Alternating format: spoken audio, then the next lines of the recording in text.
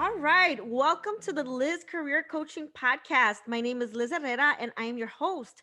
As we begin a new year, many of us are ready to set new goals in various areas of our lives. Many of us are seeking to grow personally and professionally. And some of us are ready to find our purpose and unlock our innate gifts.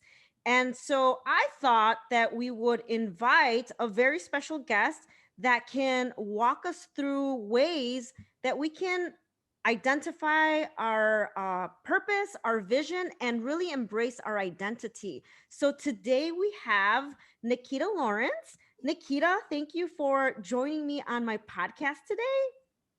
Oh my gosh, thank you for the invitation. I was so excited when we were talking about this. And so I think it's wonderful the work that you do, Liz, and who you are. So it's a pleasure to be here with you tonight. I think the pleasure is all mine. I'm going to go ahead and introduce you so people know a little bit of your background. So, Nikita is the CEO of Wealth Success Chamber Enterprises, LLC, founder of Wealth Leadership Academy. She is a John Maxwell corporate leadership trainer, which I think is super cool. She is a keynote speaker, and she is the best-selling author of The Secret of the Wealth Success Chamber. And we are going to be unpacking some of the talking points that you have in your book today, which I'm very excited to really speak to you about some of these things because I personally read the book and went through some of the exercises, and I think that people will really find what you have to share extremely helpful and valuable.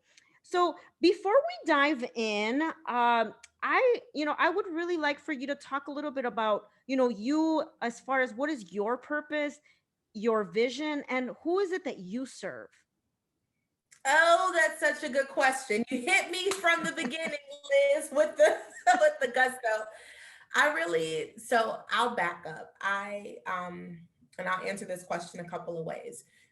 I'm a woman of faith, and so I'm a wife and I'm a mom now. And when I was about 17 years old, I rededicated my life to God, right? I'm a Christian woman, and a part of that journey for me personally was to really begin to understand my purpose. And I knew that, okay, if I'm going to live a life for God and love people, and I want to do the work I was created to do. I don't want to just be successful in some things that I could be successful in, but I want to really come to terms with my purpose, why I exist. And so I went on this journey. And this journey was to discover my purpose. It took about 9 months. And after that time frame, I was praying for purpose, and God answered my prayer by giving me vision. So, what I believe is that we seek purpose, but as a part of us seeking purpose, we find vision. And so, for Mm, me, a part of the vision that God had given me was that I have the gift of being able to unlock the gifts that are in others, really to inspire them, encourage them, and to help them get along their pathway of purpose to do the work they were created to do. Now, I didn't know at that time, at the age of 18, as this was revealed, that would look like coaching and training and mentoring. I didn't even know that coaching was a thing then. I was just thinking, God, I want to do whatever you created me to do. And the avenue that was revealed to me was media. And so it was via talking with people, sharing with people, very similar work to what I do in coaching. But in coaching, I take them on a deeper journey. But I didn't know that was what it would look like. But so I believe my purpose is to inspire leaders, women all around the world to understand that one, they have a unique gift and a purpose.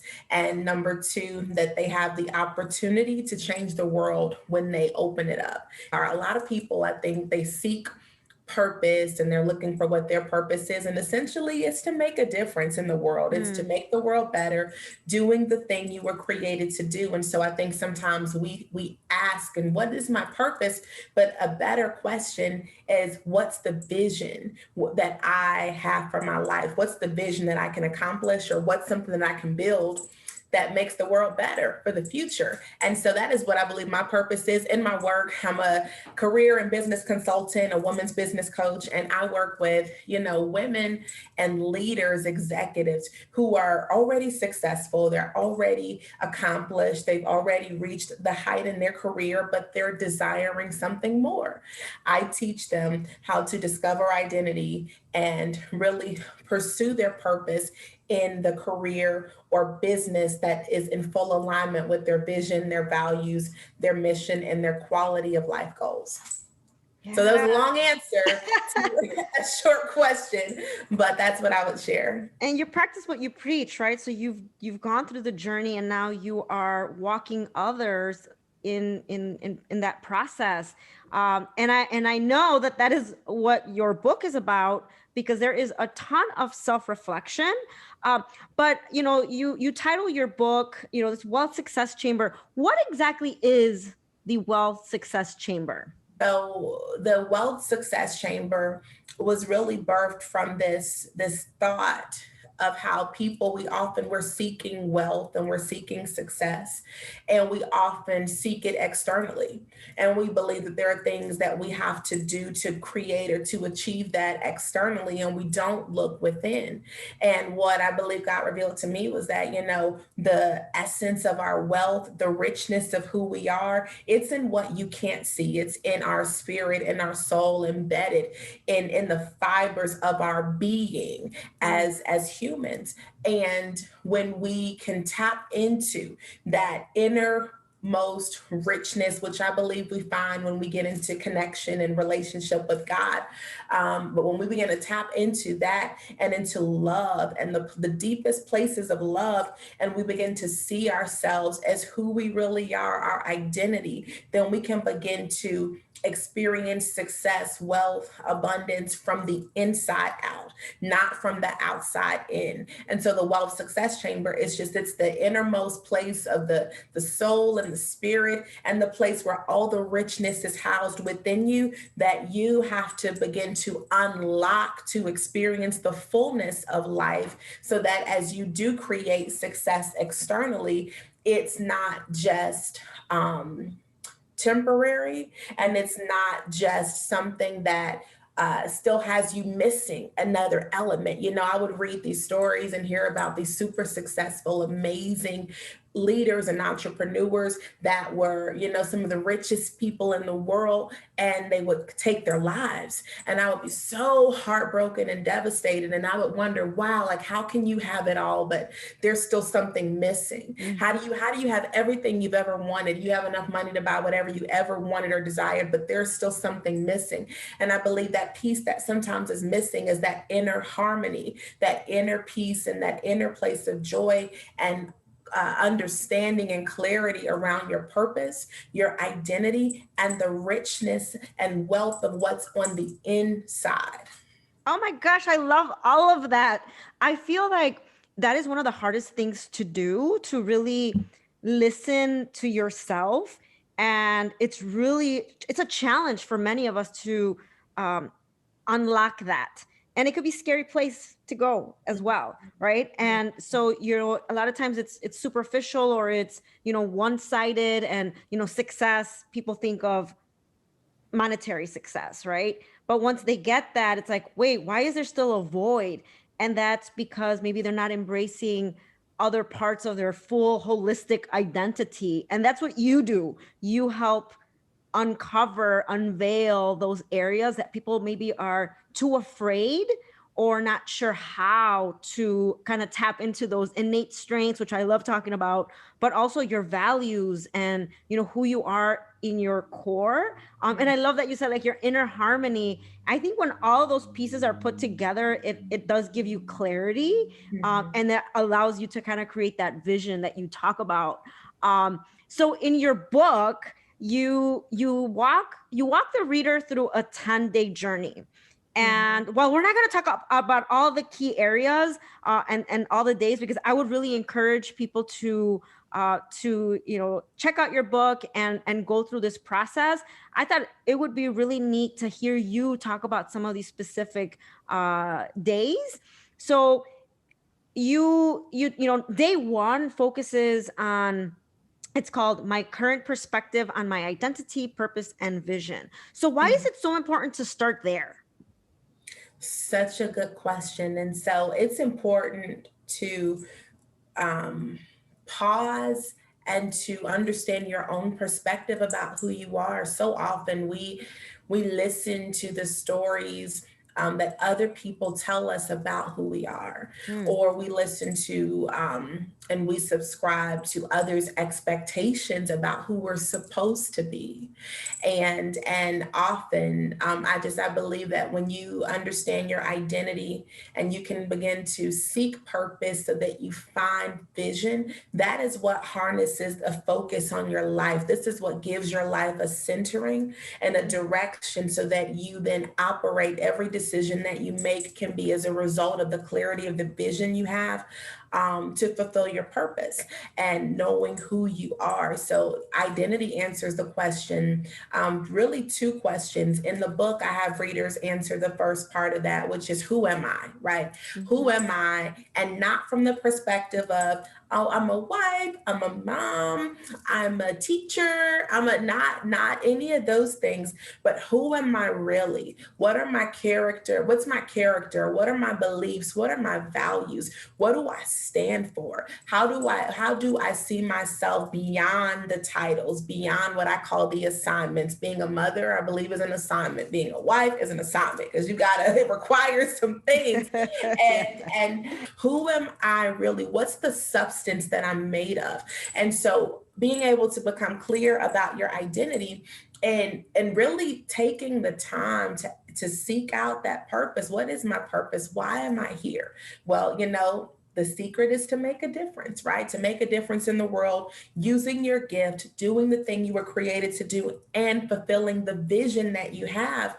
And the so purpose answers why am I here? Vision is the question that answers what will I accomplish? And I would add to that and build for the future using my gift. Because often, we can sometimes feel, especially sometimes when I meet those who feel that they're not sure what their purpose is, it's Mhm. often not that they're not sure, it's that they haven't stepped into the certainty of the ideas that they've been given that can make a difference. And sometimes that shows up as, somebody should do blah, blah, blah, blah, blah. It'd be nice if one day we could have blah, blah, blah, blah, blah. And all of those somebody shoulds and those one day somebody coulds are you. That's That's your right. purpose.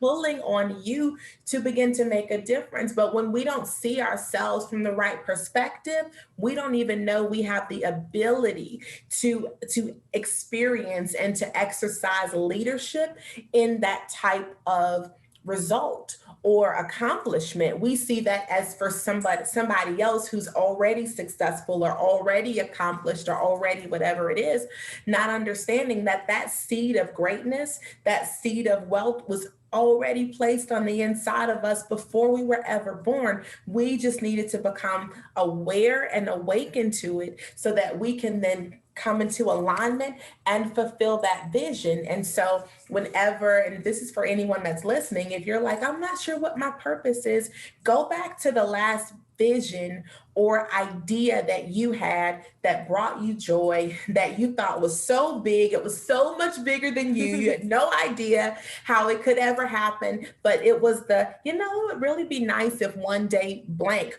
or the thing that you maybe wrote down in your journal 15, 20 years ago, even maybe as a child, that you never hung on to really see it through. Because when you go back to the vision, that's the place where you'll find your purpose.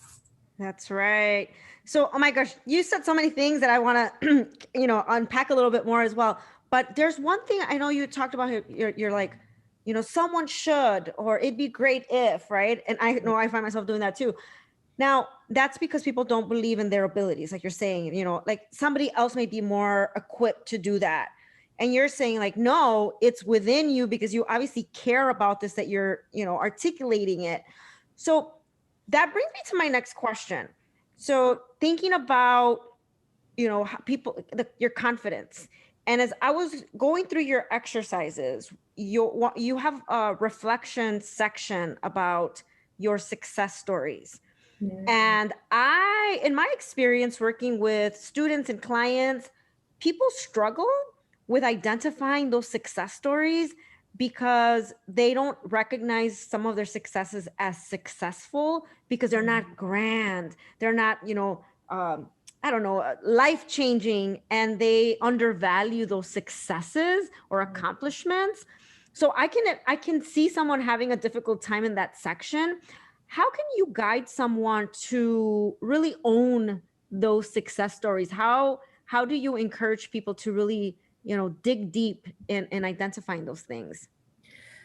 That's a great question. I think the way to see success is to see yourself as success, right? So the difference between saying I succeeded in this and saying I'm a successful person is the place Mm, to begin, because is not if the belief is not that if the belief is not that I am a successful person, but the belief is that I am a failure, I'm unsuccessful, I'm ill-equipped, I'm not this enough, I'm not that enough, then it blocks your ability to even see and perceive in the right way. And so the first thing I would say is to settle up and make a decision about what you believe, what you really believe about who you are, that identity piece of it. And as you then reframe, and I like to guide clients in a way that, if you have different beliefs that come up, that you wish you didn't believe, beliefs that are not supportive to the future or outcome that you desire or deserve or that you see, allow them to come up. Understand the root cause, where they came from, and make a decision to release it so that you can move beyond it. So for example, let's say if the belief is that I'm not smart enough because maybe at the age of 7 someone told you that you were stupid, mm, and you mhm. still believe that even though you're 45, 55, that has been the story that has been repeated and replayed in your mind. Then if you believe that you are not smart, right, enough because you believe you're stupid, but you identify the root of that, and that one is not true, okay? Two, even if that part of you was injured, that little girl or little boy doesn't have to remain broken at 45, 55 if we then reframe what is true about who you are, right? But going back to the place and the origin of where these things began, I believe is the pathway and the journey to healing and wholeness so that you can see correctly. Identify the root of it, decide whether or not it's true. Likely, if it's a belief not supportive to your future, it's not. And even if it was true or factual about your past, it doesn't have to be the truth of your future, right? You decide what you believe, but you have to take a pause and also see yourself as success. And if you don't, reframe those beliefs that you hold true and be willing to divorce those that are not. I think sometimes some of the hardest work is divorcing a belief that may have been passed down to us by someone that we love. And Yep. so sometimes when we are holding on to these beliefs or these experiences because they come from someone that we love, even if they're painful or unsupportive to our future, it keeps us hindered and it keeps us living in a place where we're not playing out to our full potential in life, in our careers, or in our businesses. Oh my goodness, this is an area that I actually wanted to talk about, and that I know that I read that for day 6. Day 6, you have who and what have I allowed to taint or distort my self-image. That really resonated with me, and I think it's going to resonate with a lot of people, because I'm going to quote you here. You say many of us can recall and vividly remember some of the hurtful things that have been said to or about us even as children, though we may now be middle aged. I think that holds, so there's so much truth to that, because you could be, again, yeah, middle age, and you're like, oh, but why do I lack confidence in this? Or why am I so afraid of this? And if you really think back, you're like, wow.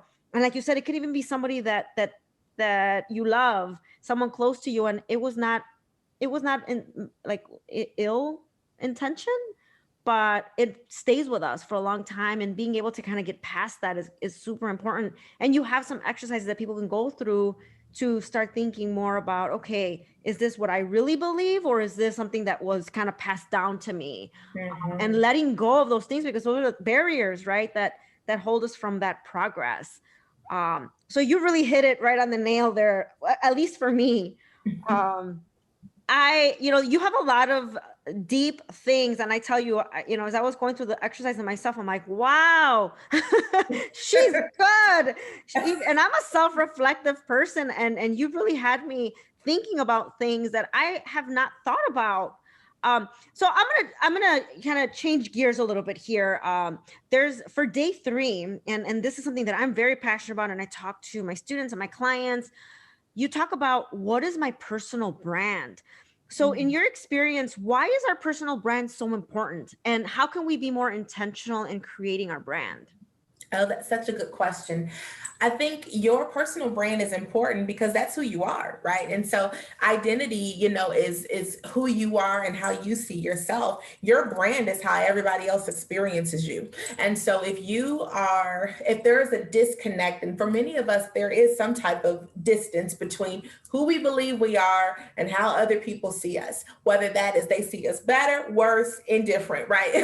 But there is a distance there. And I believe, especially for those of us that desire to make a difference in during our lifetime, and we want to make an impact, or we want to accomplish certain things in our careers or in our families or in our communities, we have to be aware of how others are perceiving us. And sometimes I found that that's not always an easy an easy journey if you're not someone who focuses on just really being reflective and aware, and asking the hard questions. One of the exercises in there is to, hey, go and ask a couple of people how they would describe you, right? And Mhm. that's interesting, right? And so what I found from hundreds of people who have, gone through this exercise, it's almost always the same, in that, the reader learns that there are different aspects of them that are experienced favorably that they didn't even see in themselves.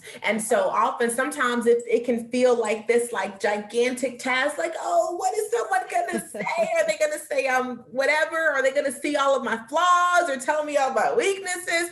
Most times when you choose those people, they are like, I really enjoy this about you. You're really this or that. And they can add to who you are that you may not even be aware of, and how you're showing up and how they're experiencing you. And so I think personal branding is so important because it's your reputation, it's your name, it's who you are, how others experience you. And you want, each of us desires, to be received favorably. Or even if there's some feedback that's less than perfect, where it kind of is like, it gives you the opportunity to redirect your actions or your behaviors so that you are congruent with who you desire to be.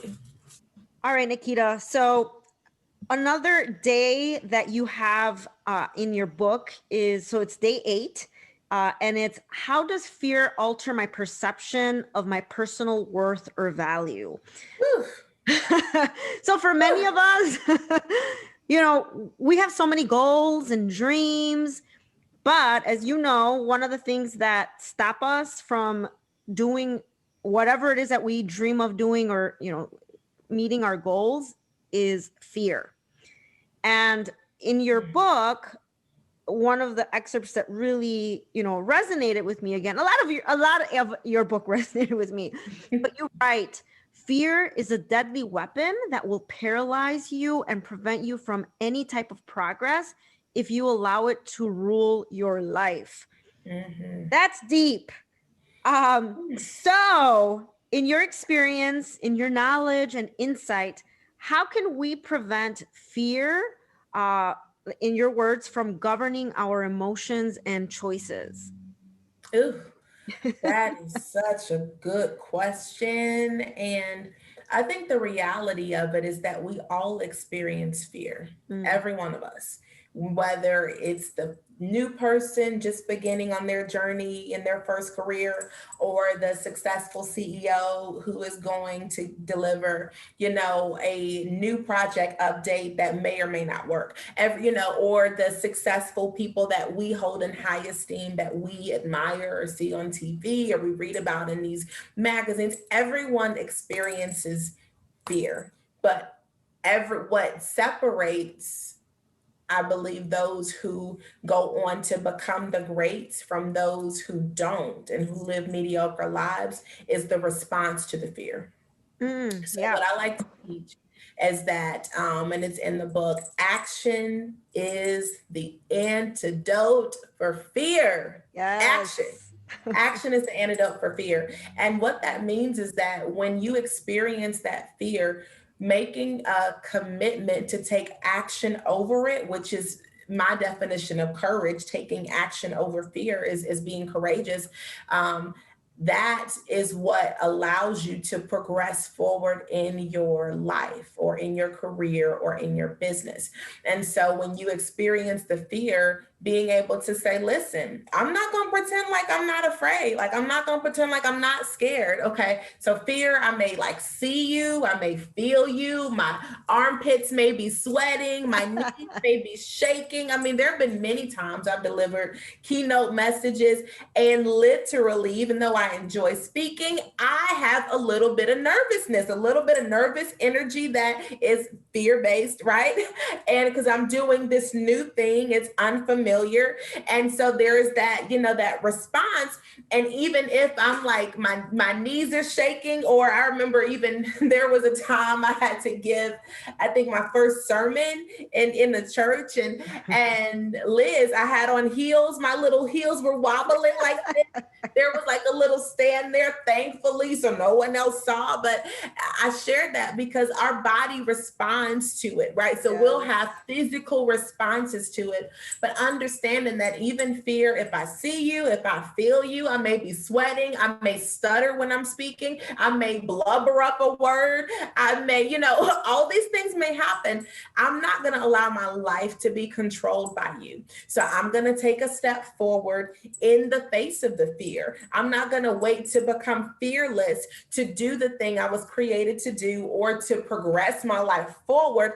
I'm going to do it with the fear, understanding that the more action I take over fear, the more brave and courageous I become, the more I'm moving toward the life or career or business I really desire and deserve. And the longer I stay held hostage by fear, the longer I stay in a experience of life that is below what I was ever intended to experience. Yes, and staying in that comfort zone. I always tell people, you have to step out of your comfort zone, and it is a hard thing to do. But I'm like, I had to write down your quote. I love that. Action is the antidote to fear. Yeah, yeah, And you share your story, and I want to quickly share my story about that. I was terrified of public speaking as well, and I do still get nervous. But mm-hmm, this is what I do for a living, right? And I remember when I first applied to career services, when I first started, I was told that I had to do presentations. And I was like, oh, yeah, I've done presentations, but we're talking about like I have to do presentations in front of students in the auditoriums, like 50, 100 plus students. I was terrified. And I'm like, yes, I can do that. And I just believed it. And I'm like, I'm going to do this. And I know I'm scared. And I would dread when I had to go in front of a group of people. I would be shaking. I wouldn't even hold a piece of paper in front of me because I'm like, my hand's going to be shaking. I don't want them to see that. And so I would watch videos or read books about public speaking. And over time, I actually looked forward to it and I enjoy it. Brings me joy. And I would have never known that had I not kind of stepped out of it. And I really wanted that job. So I'm like, that's not going to stop me. I'm just going to do it, throw myself in the deep end, and then I'll figure it out. mm-hmm. So it's so true. And I live by that. But there's definitely a lot of other fears, but one at a time. Yeah, and I would even add, like, a good friend of mine, she's a business and a mindset coach, and she shared with me, she said, Nikita, um, whenever you feel that nervousness or that nervous energy, it's just excitement, and it's just your brain registering excitement because you're doing something new, you're engaging in a new experience, and you should have that because it's new. And so what Yes. I like to always share is that, thinking about, one, engaging the fear. Like, don't allow it to shut you down. Engage with it. You can even ask yourself, what's the worst that'll happen? Sometimes, we don't even ask ourselves. We think the worst possible outcome, and as if it's going to destroy our world. And then we don't do whatever we're supposed to do or that we desire to do.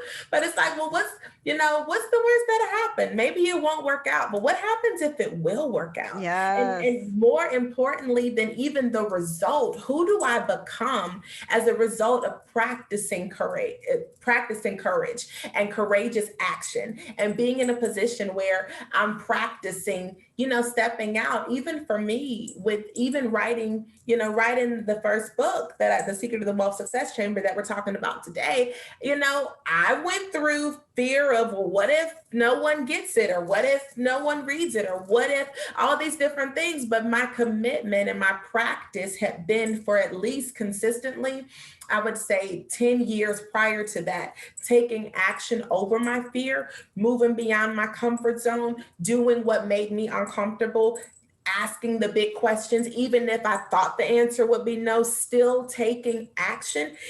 It became a commitment for me to see certain things through. And so when I started to write the book, even when the fear came up of, well, what about this, or what about that, or what, all these different things that can come up when you're embarking on something new, I was committed to moving past the fear anyway. And you are a testament of that you face, fear, with writing this book, and you're a best-selling author. Like, that is amazing.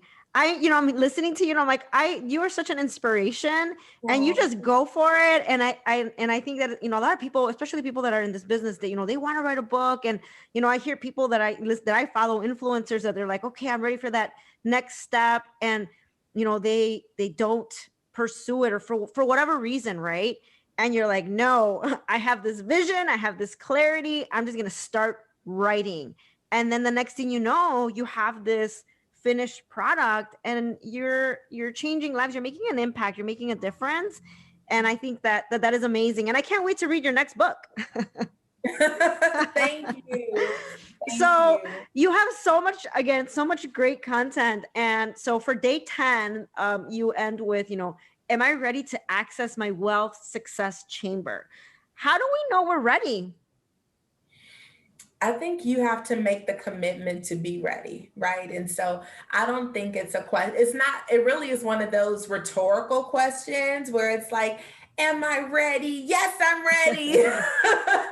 Because truthfully, if you're ready to experience greater success, fulfillment, meaning, harmony, joy, peace, abundance in your life, you're ready to take that journey within yourself, and you're ready to begin to activate and to take action on the gifts that you have. I mean, one of the things I love about this book is that for those who maybe are stuck, or they're feeling cloudy, or they're not really sure where they are, it meets you where you are. So it's not just for someone at the beginning of their journey. I've had readers who were in their 60s plus, and they're experiencing the same level of growth and self-reflection and awareness and awakening to purpose, even at that age and at that stage of life. And so I think asking, am I ready to access my wealth success chamber, or to unlock it? It's like, am I ready for more in my life? Am I ready to not continue to be where I've always been? Am I ready to really create the life that I've always desired and deserved, but maybe was a little afraid of doing that? Or maybe I had some things lingering in the background, some debris. And so making a commitment to choose yourself beyond even your greatest hurt, or your greatest pain, or your greatest disappointment frees you to continue to move forward in your life, or in your career, or in your business. Because as long as we hold on to people, and we hold on to unforgiveness, and we hold on to these things that just were sometimes unthinkable that happened to us, we don't give ourselves the opportunity to heal and to move forward and to be better. Yeah. Wow, you have given us so much to process and digest. I feel that, many of my listeners, including myself, we have these goals and it's a new year and we're ready for our next move. Some people are ready for that next career move, maybe a career change, maybe going back to school, personal academic goals. And I think that a lot of what you covered today, all those things need to be considered, right? And it goes beyond just like, okay, I'm ready for the job search, or whatever the case may be. You have to really dig deeper, and I think you've offered, and in your book you offer these tools that really allow that space to go in, dig deep, and really think about what you want. And I think many people don't know really what that is, and asking those questions. And like I said, when I read your book, I'm like, oh my goodness, there's a lot that I had not considered that I know that a lot of people don't think about. So I think that this is such a great way to kick off our year. And I know that my listeners are going to find value and great meaning in this conversation. So as we conclude our conversation, what is one key takeaway that you'd want people to know? Oh, I know there's so much. We covered so much. that's a good question. Whoever it is that sees this, who may feel unworthy or feel as though they're not enough, to know that you already are more than enough. You're already more than enough. And it doesn't matter if others around you, they haven't seen it, they haven't acknowledged it. You're more than enough, and you have more than enough strength to pick up your life, your career, your business, wherever you are, and to begin to progress it forward. You have that truth that you already are enough in this moment, and that you have enough strength to pick up your life, pick up the pieces, pick up your career, pick up your business, and progress it forward one day at a time, one step at a time.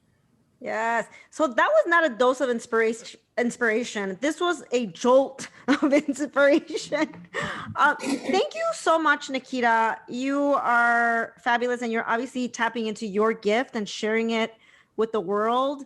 And I'm grateful that you are sharing it with my audience. And we met, and I'm like, she needs to be on my podcast. How can people connect with you? How can people find you? So I would say go to my website is one of the best places to go. It's just nikitalawrence.com.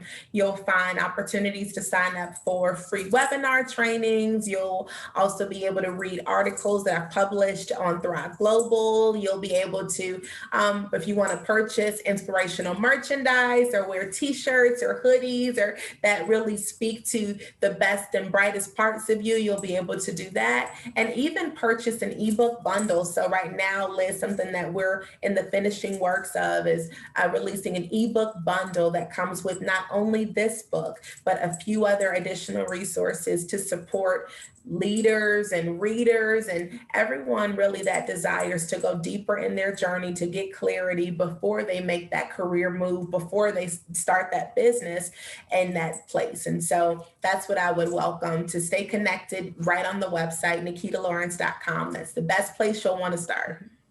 Fabulous. Well, thank you so much. I am super grateful and I appreciate you.